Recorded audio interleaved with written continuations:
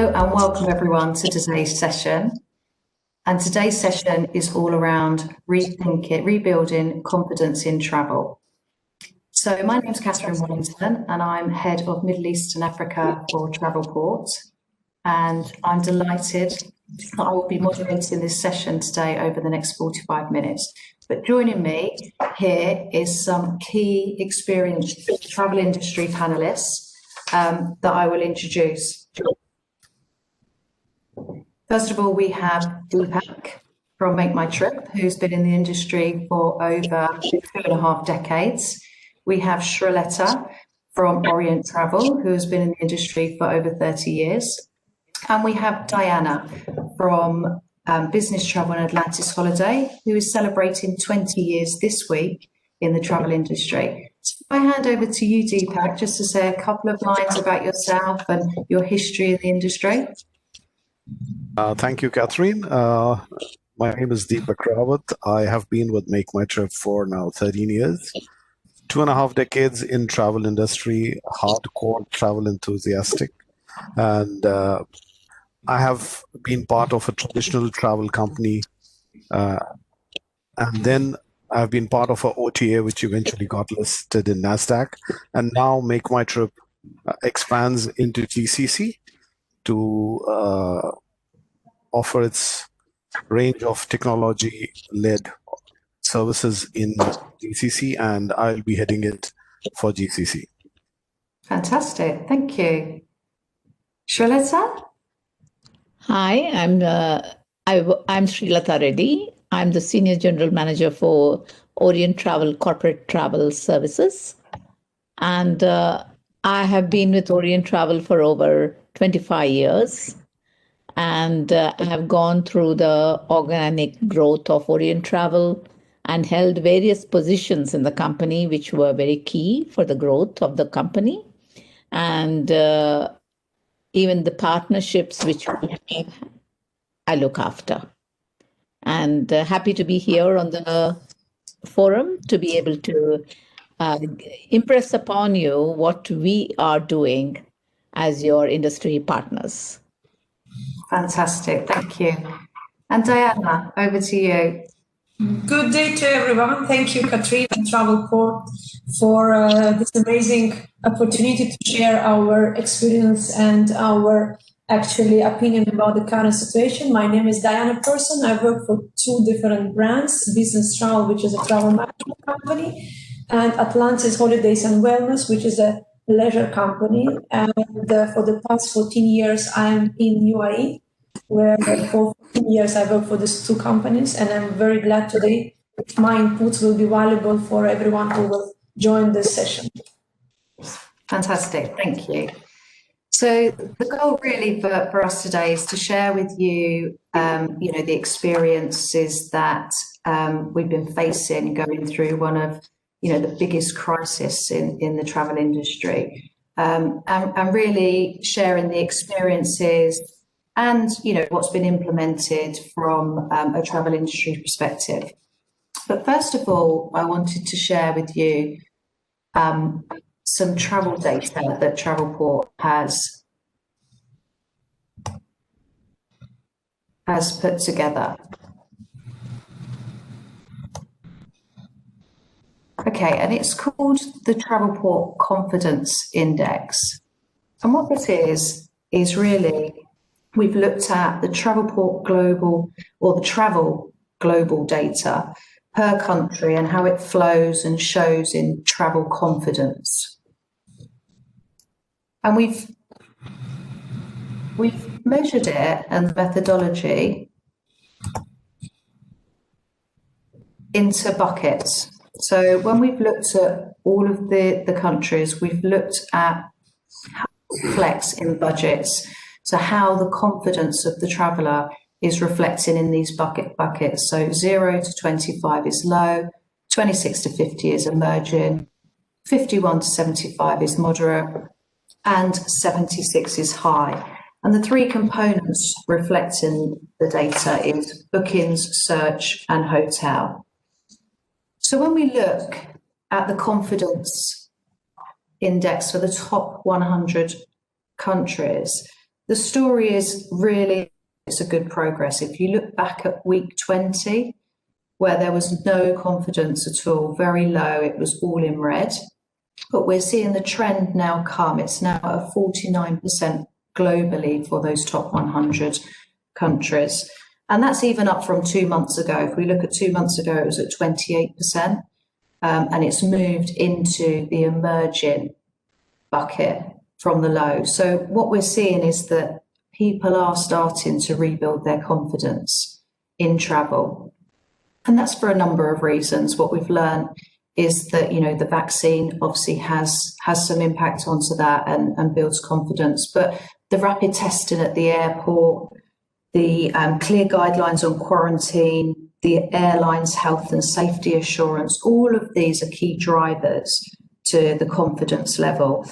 And we and in our view, that we see this emerging, all countries emerging at the end of Q4 and into Q1 2021. If we look at domestic travel is recovering the fastest. So we can see on the dotted line there is domestic travel. And two of the key countries that have contributed to this are Saudi Arabia and Russia. But I think what it tells us is that, you know, the people's love for travel hasn't disappeared. People still want to travel. We're seeing the regional rise. Okay, so we're seeing it on a steady rise, which is this orange line here. And we're also starting to see bubbles create in different countries when the borders open. And then in the middle there, we have got the international travel, which is tracking. So when we look further into this, into the Middle East, Africa and LATAM are leading the way. So if you look at all of those, they're in the emerging bucket. If you look at Asia, America, Euro and Australasia, they're all still low and they're very, you know, they do not have that confidence. I think what's nice to see here is if you look where the UAE was or the Middle East was, back at week 20, they were last. And you've seen them accelerate right this blue line here, which shows that they are rebuilding confidence and travel is rebounding in this market. If we move on to the top 10 globally, we'll see that the UAE and Saudi is among that top 10, which is a fantastic result. And again, you can see that that blue line, sorry, the purple line here, we've had some peaks and troughs, and everyone has had some peaks and troughs. You'll see that the volume are returning and it's accelerating very impressively. So it's a great result in terms of what we have been doing across the Middle East and across Saudi.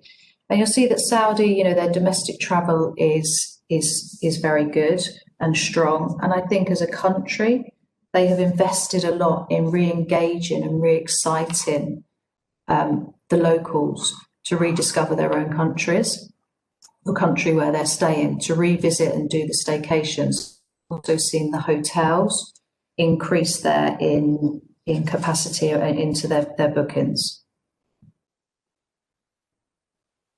We move on to the next slide.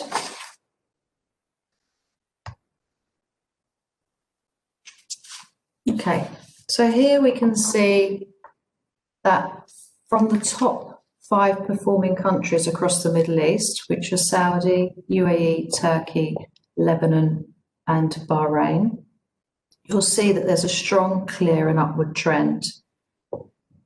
So you'll see again, they have all had peaks and troughs, especially Lebanon. So Lebanon in week 24, they were completely reopening. So you'll see that they spiked up at that point. And then in early July, they reopened the airports. And on week 29 and week 30, the sales slowed down from the previous weeks. And then obviously it went into another lockdown on week 31 and 32. So you'll see the big spike there. But overall, the Middle East is the industry leaders and they're the shining stars on how to deal with the crisis and how to rebuild confidence in the travel industry. Okay, so with that, let me stop sharing and we can go to the panelists and talk to them and ask them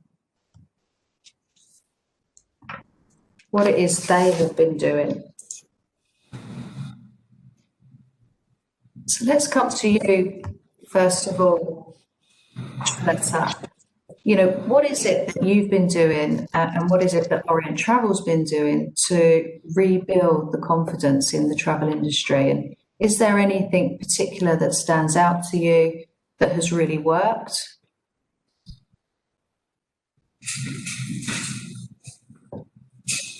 Oh, you're on mute. You're on mute, Treletta.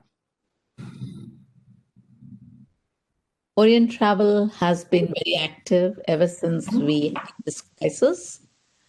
And I think this particular crisis has taught us how to rework and how to go about our business, because that's the need of the day. And to be very honest with you, I think many large companies, if they have looked into what they were doing before COVID and after COVID, it gives you a great insight of what opportunities you must look into to be able to cope with the current crisis. What we have done is we have facilitated our customers with bookings for PCR testing. You know, we have that today. And we give them global information of all the requirements which are needed to travel to a country. We are trying to assist as much as we can.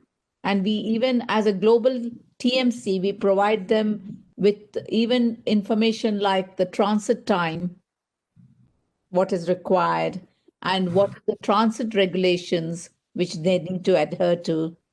Because today, many people, if you're not citizen of a country, you cannot go transit the place even. Okay. So, and we also are doing, we are focusing at everything which we can facilitate our customers. We do even the GDRFA approvals and ICA approvals. We facilitate our customers with all this. We do have a facility. We have already signed up with a client where we can book their appointments in the country they're going to. Right. Like they need a PCR test on the way back. Or whatever. Yeah, we do everything what is required for a trip. Other than giving them information, we also facilitate them with the required bookings for medical tests, etc. So I think that way we have made a lot of conscientious effort to live to the requirement of today's time. And I think that's important to make it as simple as possible, because you know when you're traveling and then you have this added complication. Yeah. Do I need to be tested? Do I need to, you know, what documents do I need to take? Then that starts, you know, travelers start to lose confidence in traveling at that point, because it all becomes too difficult, too confusing, and it's not clear for them. So having clarity and a clear, you know, simple, and you're guiding them through every step of that, it is very important. Yeah, I agree. So Diana, what are you doing? First of all, I found, and my team found this difficult time, but it was a most, I think, interesting and exciting time for travel and tourism industry for the centuries as we remember. Yeah, there were always natural disaster, wars, but it never affected the entire world. No. So what we have done, it was a great opportunity for us to take a time and analyze what we were doing, all our processes. And for us, we put the priority number one, it is communication and relationship. So I can tell that we have been out of the office for less than 1 month. All are the time, including that month when we physically were at home, we have spent time to communicate. So of all the facilities which requirements are there for providing information A to Z, we were more focused to provide information and generous information to the people who were really in trouble at that time. So I think the business is a business, but we kept aside that part and we put a priority is the need of each individual. That's why we would facilitate during this difficult time a lot of charter separation, has been worked very close with the governments to let people in this difficult time really see that we as a travel professionals are there. Not in the good time when we make business together, but in the difficult time when the most important to show that we are the soldiers of the travel industry and we are here to protect you, to make you reach your place, to make your family be safe. That was our priority. And today, after several months, we could see that it truly was a right decision. And we get a lot of appreciation. And as a matter of fact, we get an extra business.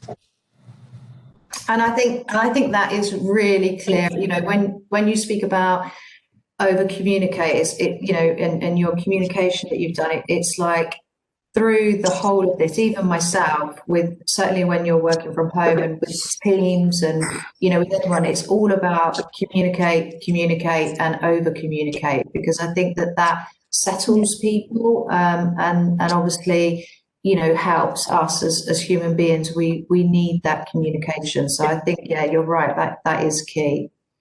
Yeah, just to add on the communication part, even throughout COVID, when we worked from our homes, our teams were available for all the customers. And we did service all. We were never closed. We did work under BCP, that's Business Continuity Plan, but we were available to all our customers. Of course, there was no travel initially, but we were available for any information they required. Sure. Yeah, absolutely. And that's important. I agree with Diana. Yeah, that's a very important. Yeah. Definitely. And then last but not least, Deepak, what's been happening in Make My Trip, and what have you guys been doing? Catherine, we had a very different view to the entire plan. We launched in UAE in COVID times. Our plans to launch and expand into GCC were stalled for a bit, but then we eventually decided to go ahead with it. And I think it was a great learning for us. We gave customer every possible information initially because there was no travel regarding when the flights are going to travel, the repatriation flights, the different quarantine rules by country. So I think that helped us get customer confidence, and we saw our traffic grow week on week in spite of travel being halted. And then as travel opened up, it obviously helped us and our brand confidence, where people started transacting immediately, both on flights and hotels. We worked very closely with partners and government authorities to ensure that the consumers were getting the right information. Their bookings were done and they were assisted through our hotlines 24/7.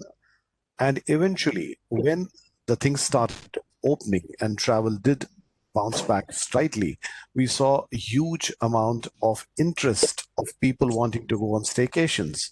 And that's where we worked on our safety program to tell customers what are the safety precautions to be taken by each hotel, and just building on the confidence, working with governments and Dubai Tourism and multiple tourism authorities and governments to get that confidence in the customer that yes, you can travel on flights, on airports, at hotels. At every touch point, it was the confidence which was given to the customer as part of the information at a click, which eventually helped them to decide on their travel.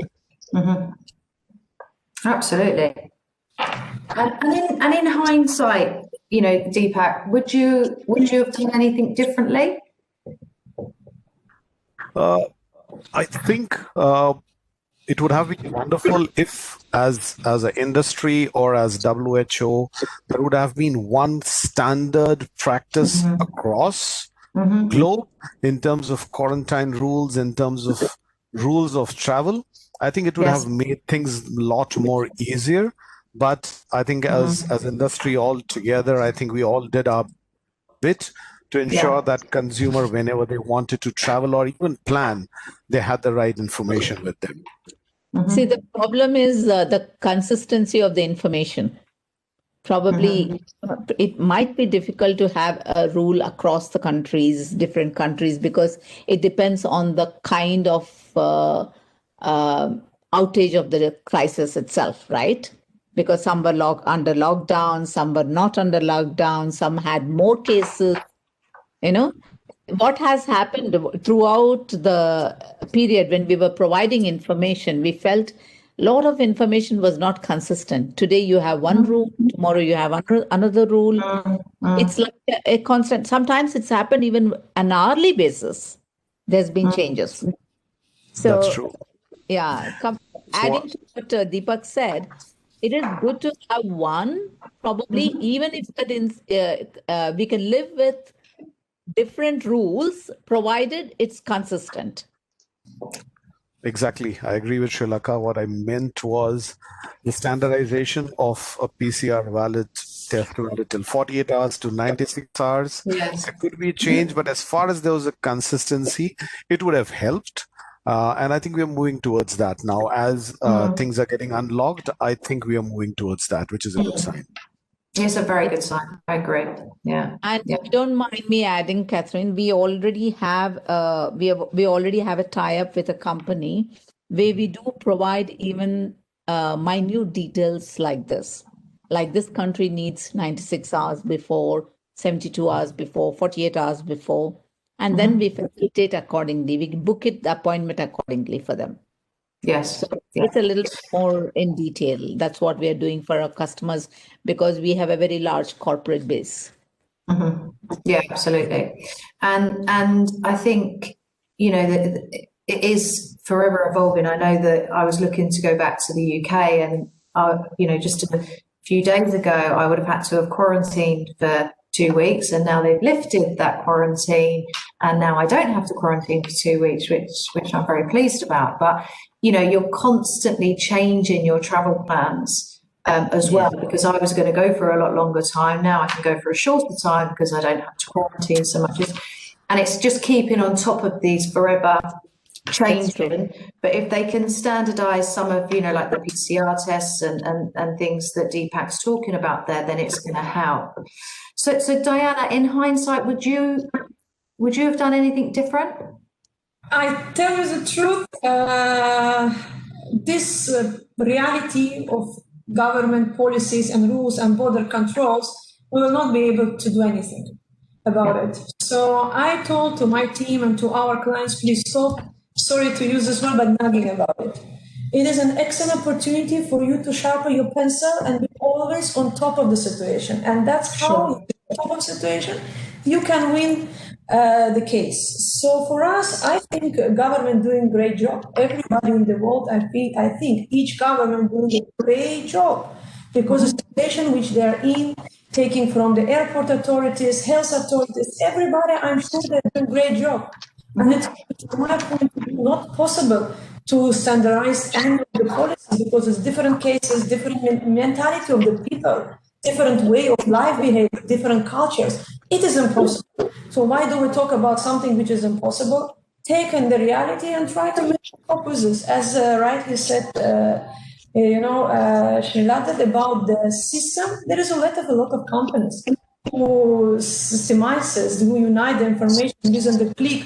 You can go and check. Today, my team uses the software. Using the click, they can check every rules, every policy. Yes, it will be changed. yes, demand from each staff to go and before the client travel every day to go and check it. And this is how they become more attentive to each individual booking, because we used to live in the life when we consider there is someone else to do for us this job. And sometimes some of our agents were very reluctant. They think that everything will be okay, you know. It is good that they become very conscious to control every individual travel.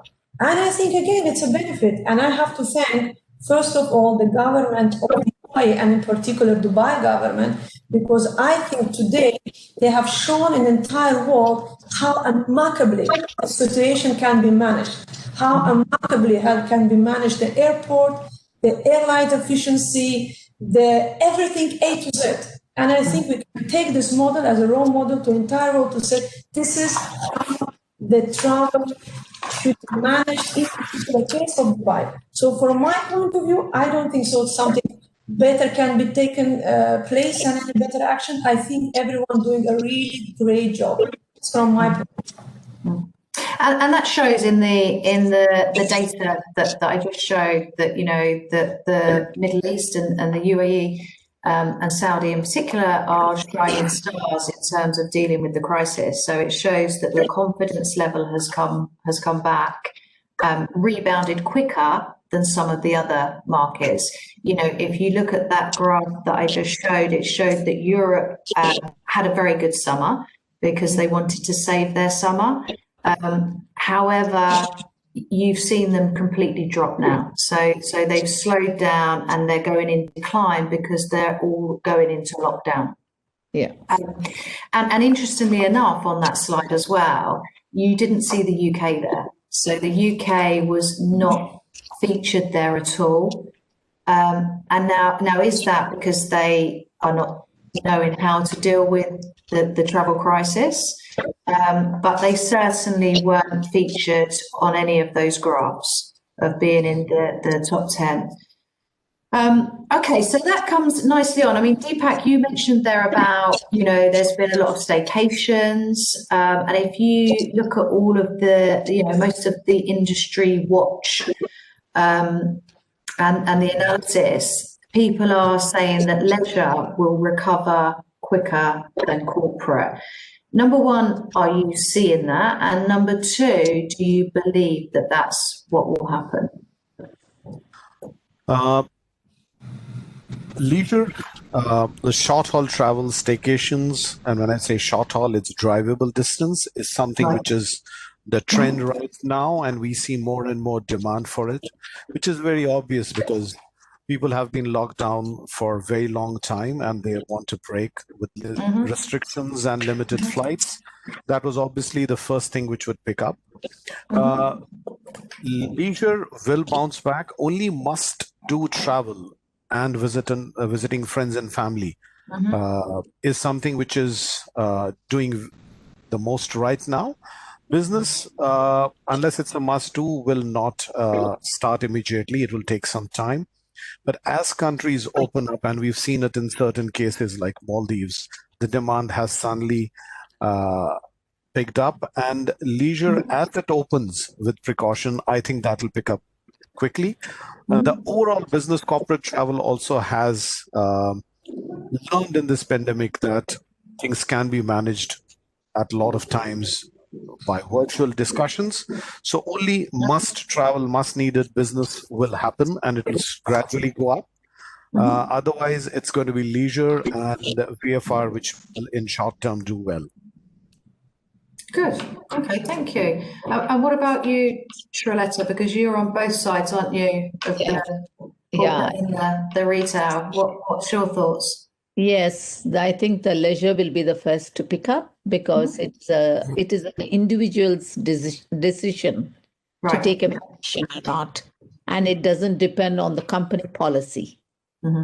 It's kind of we do see a lot of leisure queries coming about, staycations being booked, and I think the first step I think people have done towards trying to get out of their home spaces was the staycations. Yes. how they're venturing out to safe places like who have. I think there's a lot of buzz around Maldives, like Deepak said, because there has been a lot of promotions for Maldives in the market. A lot of TMCs have come here, met a lot of agencies, I think, because Right. they consider Maldives to be a safe place. So I would assume that different countries like that are going to be picked up for vacations. I'm sure business travel will start, but probably a little bit more slower than the leisure travel.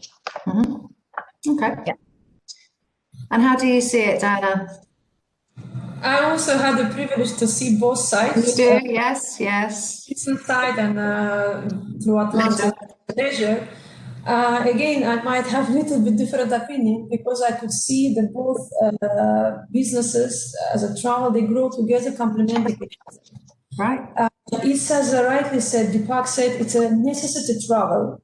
So, because what the phenomenon is, even the country is open and you give me a package for free. If I don't feel comfortable to travel, I will not go. So this is not about also regulations. It's about that comfort and knowledge about the destination, how you go, and if you really feel to go there. In our point of view, maybe the business which we handle in terms of the travel management, it's a little bit different as it's a project related. The project doesn't stop, especially on oil and gas, maybe instead of having like flights by, let's see, commercial regular flights, which for some reason we know they're not there, they will use a charter operation, they will use a private jet. So the business is still there. If there is a necessity and need to go somewhere today, everything is available to go there. So even during the lockdowns of the countries, if the business has to go there, there is a permission for charters to go, for special businesses. It's all happening. Yes, it is not the same as it used to be. It is not the same norms as it used to be, but it is happening. So we have to understand, and it will grow slowly and gradually, but I think it will go complementing each other. As long as the destination will create a right, awareness about what's happening, as long as that destination has an accessibility to the wider channels that people take that information, I think that destination will work well. Apart from Maldives, Seychelles, Tanzania, all these destinations, if you talk about the travel from UAE, it is happening. So people travel all these destinations, which today reach 5 hours. And the destination is have wide ranges of services to offer for the leisure. So it is happening. Okay. Good. Well, that's good if it is happening. And long may that continue, that it rebounds back. Travelport did some research on travellers' expectations, and this was before COVID. And it was for us to explore how important travellers thought that the virtual reality technology was. And actually, in the UAE, they found that the virtual reality, they agreed that it was very useful. And it was like 59% said that it was very useful for their travel plans. And that was way above the global average, which was at 48%.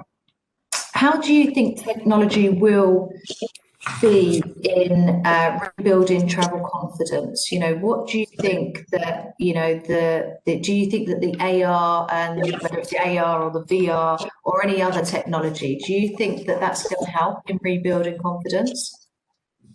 And also, is there any technology that you would like to see that you maybe don't have today that you would like from your suppliers or from a technology company like Travelport? Is there anything else that you would like to see? Let's go to you, Deepak. Catherine, I think technology will play the most critical role going ahead. In terms of information, content, and the motivation which customer will see and get inspired to travel to a destination, to a park, to a theme park, to a hotel. Everything most probably will be decided by technology going ahead, is what I believe. To the point now, the touchless check-ins, to seeing your room, on the hotel or even the cruise cabins eventually will all be available at a click of a button. And I believe that is something which will decide the way ahead in future of travel.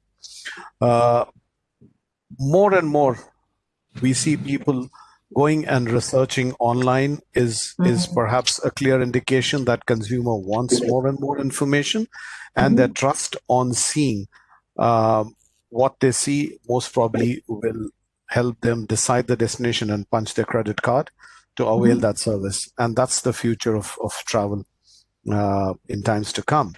In terms of technology, I think we all have learned over last few months what will be required in terms of the entire process of travel, right from planning to execution, going to an airport in a cab which is sanitized, doing a touchless check-in, to knowing who on what aircraft, what seat you are, how many people, and the confidence that everybody on that aircraft is tested, the technology, the air purifiers are safe enough. On land, what are the rules? Everything in one funnel at a touch of a click, I think is something which will help customer have more confidence, and that will set the trend for next travel for every customer. Yeah.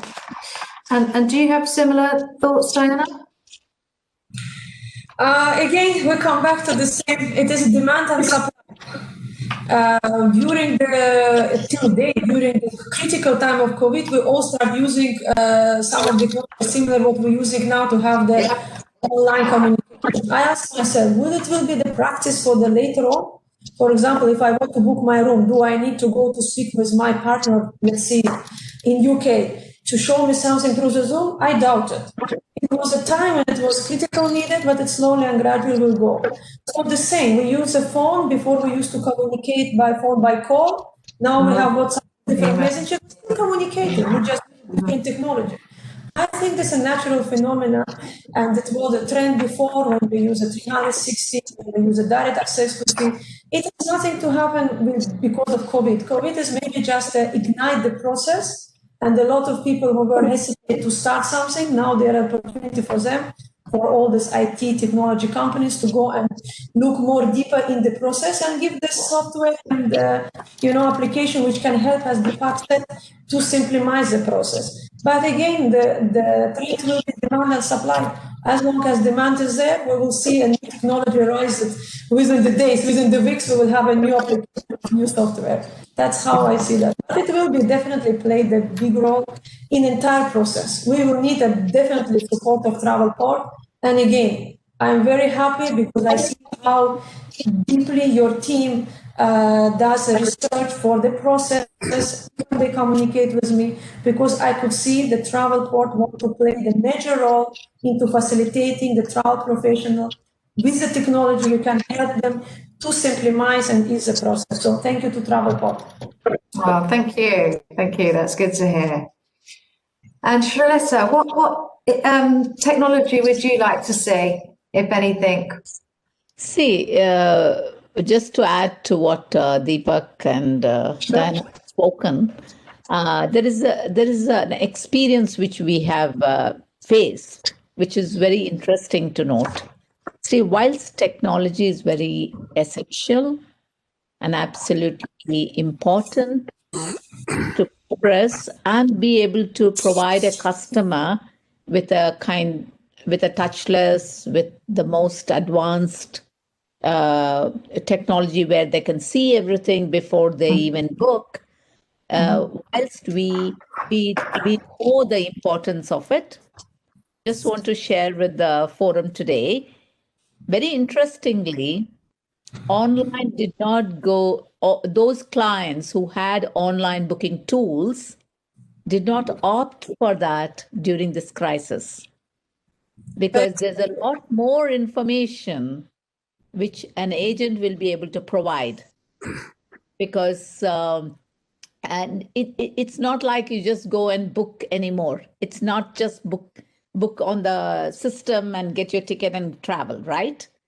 There are country restrictions. There is what is the health, safety and security requirements. All this, none of the technologies are providing today. No one is really updated. So what our experience has been is there has been much more online and agent conversations because they want to be, they're looking for a complete solutions, right? So technology is very important, of course. Touchless at the airport, touchless for other things are okay, but it goes hand in hand. So it's a kind of a work together process. Yeah. Because that's Absolutely. what has worked for our clients so far. Yeah. I agree, 100%. Okay, good. And we also did another survey, Travel Report. We surveyed 5,000 travellers a few months ago. And interestingly, we found that the travellers are more likely to use travel agents, or the travel industry rather than booking it themselves. Do you think that that's going to continue after COVID? And what could the travel agents permanently do to make that continue or to have that continuing? And do you believe that? Do you think that people do want to, go to a travel agent or use the travel industry more than doing it themselves? Let's start with you, Shreletta. Yeah, I've always been a big believer that travel agents can never be replaced by online systems provided by various suppliers as well as the airline industry. I always felt that an agent does a lot more and is a complete one-stop solution for a traveler rather than bit by bit. And COVID in this COVID crisis, it's been proved, and it's been like an agent is always doing a very complete solution for them because safety and security has taken precedence. And I feel in this situation, agents have had an opportunity to prove how their services carry a lot more value because those who have, for example, booked online have struggled with their refunds, etc. The agent serviced clients have been very comfortable because the agent will take care of everything from A to Z. It's just that they have to highlight that they're not traveling anymore and they need to be. There's somebody who works on their behalf.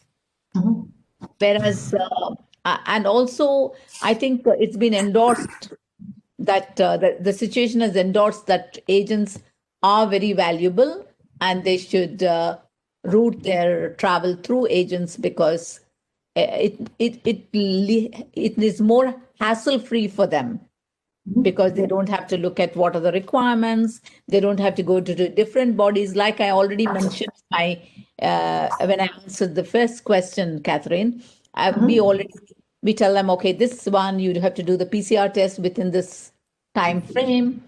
So we have booked your appointment. Please let us know whether you would like a VIP, the home visit PCR test, or would you like to visit the center, And then after the result comes, okay, you're good to travel. Do let us know. Would you like to travel in business class or economy? Many people have opted. They're not at all cost conscious anymore. So they are very focused safety and security, and the agent is able to guide them properly. And so I feel that the agents have a lot more importance today. Okay, thank you. And Diana, what's your thoughts?